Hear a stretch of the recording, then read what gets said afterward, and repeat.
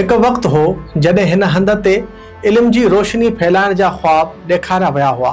किताबनि सां भरियल अलमारियूं, पढ़ंदड़नि लाइ जॻह ऐं शहरनि, ख़ासि तौर नौजवाननि लाइ हिकु नओं इल्मी मर्कज़ काइम करण जूं दावाऊं कयूं वयूं हुयूं। पर अॼु साॻी जाइ ख़ामोश सवाल बणिजी बीठी आहे त आख़िर इल्म जे नाले ते ठहियल स्ट्रीट लाइब्रेरी खे कंहिं गिड़काए वरितो।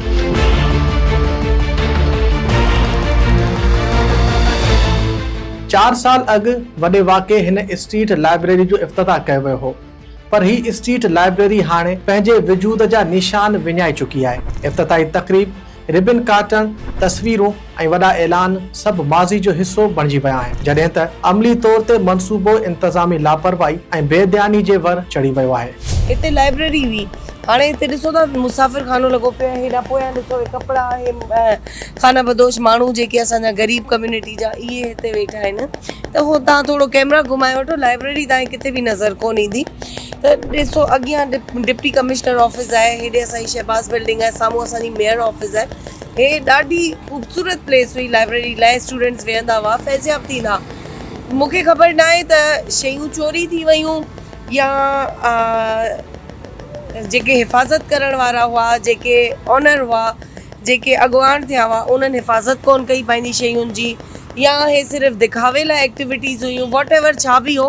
पर एतिरी बहितरीनु जाइ, साम्हूं ॾिसो सिंध म्यूज़ियम लॻो पियो आहे, अॻियां सिंध लैंग्वेज अथॉरिटी लॻो पियो आहे। त ही रोड पूरो एतिरो ख़ूबसूरत आहे, हिन खे वापसि लाइब्रेरी ॾियो ऐं स्टूडेंट्स जे लाइ हिकिड़ी बहितरीनु जाइ उनजो सेटअप कयो वञे, मेंटेनेंस जो ख़्यालु कयो वञे।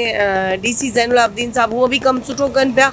ॾिसा, मुंहिंजो मैसेज तव्हां ताईं ईंदो त तव्हां हिते वापसी लाइब्रेरी जो क़याम करायो। 14 अगस्त 2020 ते उन वक़्त जे डिप्टी कमिश्नर फवाद गफ़ार सूमरो ऐं मेयर काशिफ शोरो समाजी तंज़ीमनि जे सहकार सां हिन स्ट्रीट लाइब्रेरी जो इफ़्तिताह कयो हो। उन वक़्तु चयो वियो हो त ही मनसूबो शहर में पढ़ण जी रिवायत खे हथी ॾींदो ऐं नौजवाननि खे इल्म ॾांहुं राग़िब कंदो। पर कुझु सालनि अंदर ई सूरत हाल तब्दील थी वई। हाणे न किताब मौजूदु आहिनि, न पढ़ंदड़नि लाइ बेंचूं, न ई हिफ़ाज़त लाइ लॻायल लोही गिरलूं। ॼण कंहिं राति जी ऊंधाई में इल्म जो ही नंढड़ो मर्कज़ ई ग़ाइब थी वियो हुजे। वधीक हैरत जी ॻाल्हि इहा आहे त ही लाइब्रेरी कंहिं परे वारे इलाइक़े में न, पर अहिड़े हंध ते क़ाइमु हुई जिते ज़िले इंतिज़ामिया जूं ऑफिसूं ऐं सरकारी रिहाइश गाहूं पिणु मौजूदु आहिनि। जेकॾहिं सरकारी ऑफिसनि जे वेझो क़ाइमु हिकु अवामी मनसूबो महफ़ूज़ न रही सघियो त पोइ ॿियनि अवामी असासनि जी हिफ़ाज़त बाबति कहिड़ा इंतज़ाम आहिनि, इहो बि हिकु सवालिया निशान आहे। लाइब्रेरी, स्ट्रीट लाइब्रेरी क़ाइमु कई वई हुई मेयर सेक्रेटरीट बराबरि में, जेका अॼु मुकमल तौर ते तबाह थी, सॼो समूरो सामान हुन चोरी थी वियो। इन ई लाइब्रेरी बराबरि में मेयर सेक्रेटरीट पाए, DC हाउस पाए, कमिश्नर हाउस पाए ऐं SSP हाउस बि थी मौजूदु। उन विच में हिकिड़ी लाइब्रेरी जो ख़तमु थी वञणु हैदराबाद में हिकिड़ो माण्हुनि जे दिलनि में जेको आहे उहो अजीब क़िस्म जो वावेला पैदा थियो आहे। त हीअ पब्लिक लाइब्रेरी छो ख़तमु थी आहे, इन ज़िम्मेवार कंहिंखे था सम्झो? हाँ, तव्हां पुछो ठाही कहीं लाइब्रेरी किसने बनाई थी? ज़िले इंतज़ामिया ठाही। कौन सी ज़िले इंतज़ामिया? किसने इफ्तिताह की? उन वक़्तु 4 साल पहिरीं DC हैदराबाद हुआ, जे समाजी तंज़ीम सां मिली करे ठंडी सड़क जे हेठियां जेकी आहे हिकिड़ी लाइब्रेरी क़ाइमु कई हुई, जेकी हली सुठी, लेकिन वो ॾिसंदे ॾिसंदे गुम थी वई। देखें, अगर DC साहब ने बनाई थी तो यकीनन ये उनके जो रिकॉर्ड में आता होगा कि ये कहाँ से बनी, किसने बनाई, ये सारा आप वहाँ से मालूम कर सकते हैं। लेकिन मेरी नज़र में ऐसी कोई लाइब्रेरी नहीं बनी थी। हाँ, अलबत्ता एक सिटिंग एरिया बना था ओपन, जहाँ पे लोग आके बुक्स पढ़ते थे, बुक्स लेके आते थे। एक ऐसा माहौल बनाया गया था, एक पार्कों में माहौल बनाया गया है, ऐसा आफानी पार्क में भी हमने माहौल बनाया है, ऐसा हर जगह पे माहौल हमने क्रिएट किया। देखिए, आपने यहाँ पे भी देखा होगा कि ग्रीनरी प्लांटेशन, यहाँ पे भी आप आके बेंचें लगाइए, वहाँ पे आके बुक पढ़ सकते हैं, तो वो ओपन खुली हुई है। अवामी मनसूबनि बाबति अक्सर शिकायतूं साम्हूं ईंदियूं आहिनि त इफ़्तिताह खां पोइ उन्हनि जी सार संभाल ते ध्यानु न ॾिनो वेंदो आहे। स्ट्रीट लाइब्रेरी जो ही मिसाल बि अहिड़े ई सूरत हाल खे ज़ाहिर करे थो, जिते हिकु सुठो ख़्याल मुनासिब निगरानी न मिलण सबबि ख़तमु थी वियो। सवाल इहो बि आहे त छा सरकारी मनसूबनि जो मक़सदु रुगो इफ़्तिताही तक़रीबनि ताईं महदूद आहे? छा अवामी पैसनि सां ठहियल सहूलियतनि जी हिफ़ाज़त ऐं सार संभाल कंहिंजी ज़िम्मेवारी आहे?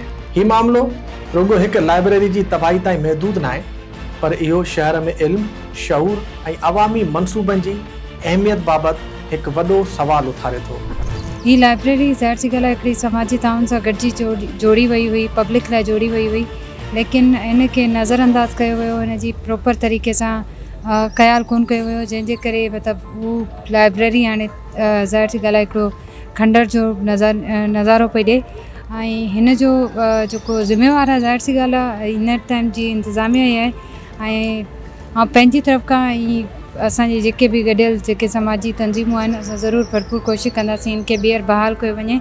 ऐं हिन में जेका हिन जी हालत कई वई आहे, छो जो हिन क़िस्म जो लाइब्रेरी हुजणु हिकिड़ी वॾी ॻाल्हि हूंदी आहे। ऐं ख़ासि तौर ते हैदराबाद सिंध जो ॿियो नंबर शहर आहे, त अहिड़े क़िस्म जूं शयूं असांजी हैदराबाद खे वधीक ख़ूबसूरत ठाहिनि थियूं।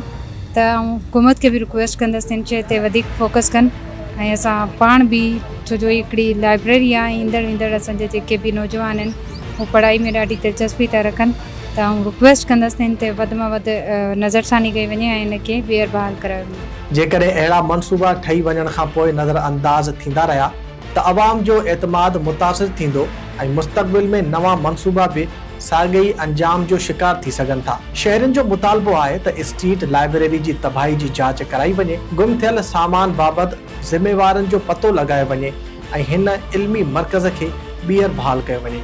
छो त अवामी मनसूबा रुगो इफ़्तिताही तख़्तियुनि ऐं तस्वीरनि लाइ न, पर माण्हुनि जी सहूलत ऐं ख़िदमतनि लाइ ठाहिया वेंदा आहिनि।